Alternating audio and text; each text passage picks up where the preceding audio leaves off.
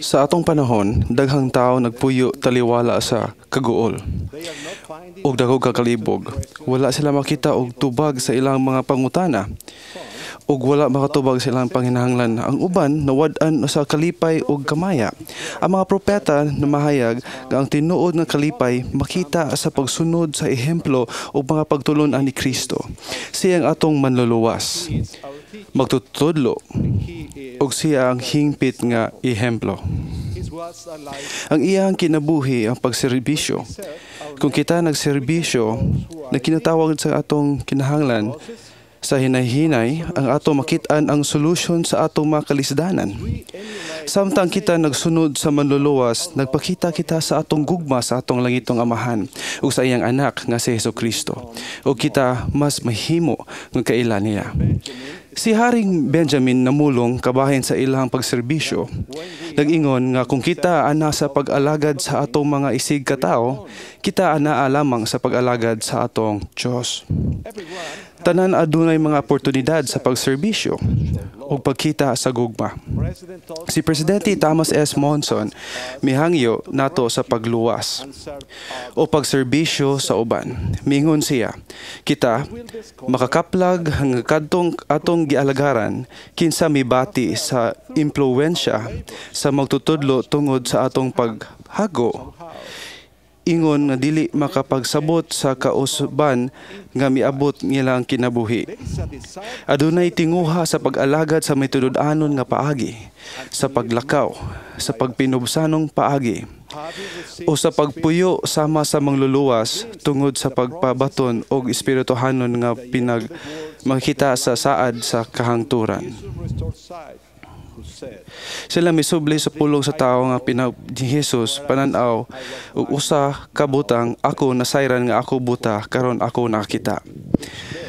Matag adlaw kita adunay oportunidad sa pagtabang og serbisyo. Pagbuhat sa saktong butang sa saktong panahon nga walay paglangan. Hunahunaa nga daghan tawo nga naglisod sa makatrabaho og nasakit nga mibati anang nag-inusara, naghunahuna gani nga sila nawad-an sa tanan. Unsay inyong ikatabang? Hunahunaa nga ang usa ka silingan nagpahinguan kay naguba ang iyang sakyanan. Nangayo sa inyong tabang. Unsay saktong butang nga buhaton alang kaniya? Kanusa ang saktong panahon sa pagbuhat niini? Nakahinumdum ko sa usa ka higayon dihang nangadto kami sa pamilya sa downtown sa syudad sa Mexico aron mopalit og sinina sa duha ka anak. Bata pa kayo sila. Ang among kamagulangan anak mga duha pa lang ka tuig ug ang manghod usa pa ka tuig. Ang kadalanan napuno sa mga tao. Samtang nag-shopping kami, nangunit kami sa among mga anak. Mihunong kami og kadyot kay adunay gitan-aw ug sa wala damha nawala ang among kinamugwangang anak. Wala kami masayod kung giunsa apan siya wala na makuyog namo. Sa walay paglangan, midagan kami sa pagpangita kaniya. Kami nangita og nagtawag kaniya. Mibati og grabe kabalaka, naghunahuna, basin mawala siya namo sa hangtod. Sa among hunahuna, nangamuyo kami sa langitong Amahan sa pagtabang namo, nga makit-an siya. Walay dugay, nakit-an na namo siya. Dito siya. Inosenteng nagtan-aw sa mga dulaan sa bintana sa tindahan. Ang among asawa ug ako migakos ug mihalok kaniya ug mihimo kami og pagsalig sa pagbantay ug maayo sa among mga anak aron dili na gyud mausab. Among nakatunan nga ang pagluwas sa among anak wala kami makinahanglan og mga meeting og pagplano. Mibuhat lamang kami sa pagpangita sa nawala. Nakatunan usab namo nga ang among anak wala gani masayod nga nawala siya. Mga kaigsuonan, tingali adunay daghan kinsa sa pipila kakarason na wala sa atong pananaw ug wala masayod sa nawala sila. Kung kita maglangan-langan, mawala sila kanato sa hangtod. Sa daghan nga mga nanginahanglan sa atong tabang, dili kinahanglan ang pagmugna og bag-ong mga programa og paghimo og mga lihok nga komplikado o mahal. Sila na kinahanglan lang sa atong determinasyon sa pagserbisyo, paghimo sa saktong mga butang sa sakto nga panahon sa walay langan. Sa dihang ang mangluluwas mipakita sa mga tao sa basahon ni Mormon, siya mihatag nato og talagsaong ehemplo sa dili paghulat sa pag-alagad niadtong nawad-an og kalipay og kamaya. Sa natudluan lang ang katawhan, iyang nakita nga wala nila masabti ang tanan niyang mga pulong. Siya midapit kanila sa pagpauli sa ilang balay ug pagpamalandong sa mga butang sa iyang gisulti kanila. Siya miingon kaniya sa pagampo sa amahan o sa pag-andam sa ilang kaugalingon sa pagbalik inig kabuntag kung siya mobalik aron pagtudlo kanila. Sa iyang pagtapos, mitan-aw siya sa pundok sa mga katawhan ug nakita sila nga naghilak kay gusto sila nga siya magpabilin uban kanila. Ug siya miingon ngadto kanila, tan-awa ang akong kasing-kasing na puno sa kapuangod diha kaninyo. Aduna ba kamo dihay masakiton? Dad-a sila nga ri.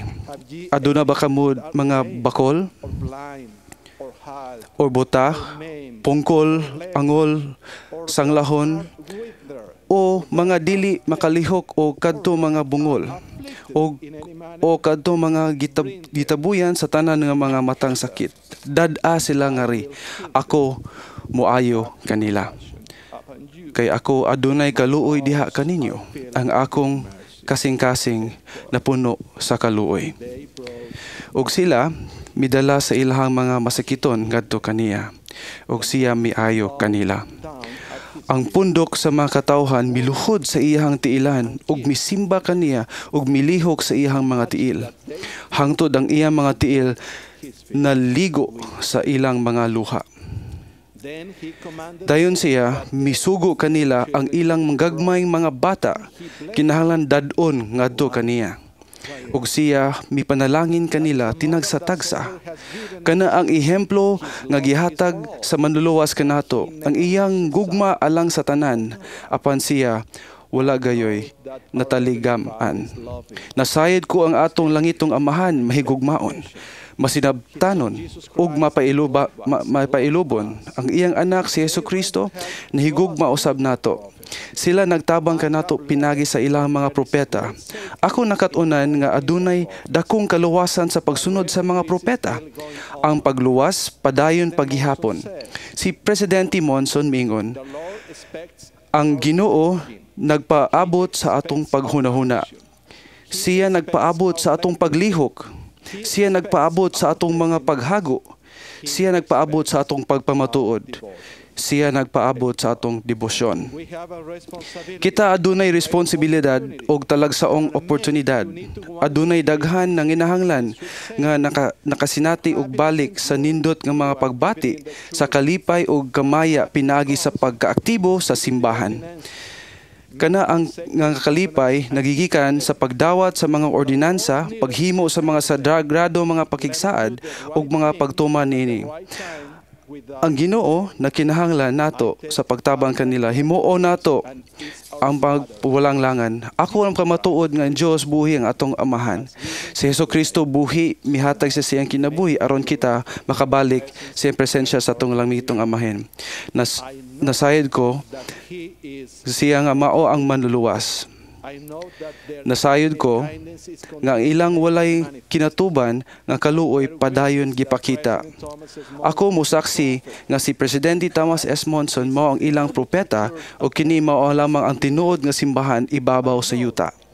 Nasayad ko nga si Propeta Joseph Smith mao ang propeta sa pagpahiuli. Ako mupamatuod nga ang basahon ni Mormon pulong sa Dios. Naghatag kini kanato giya ug mga ehemplo nga angayan sundon aron mas mahisamat sa Dios ug sa iyang pinalanggang anak. Ako na mahayag sa ngalan sa atong Ginoo nga si Hesukristo. Amen.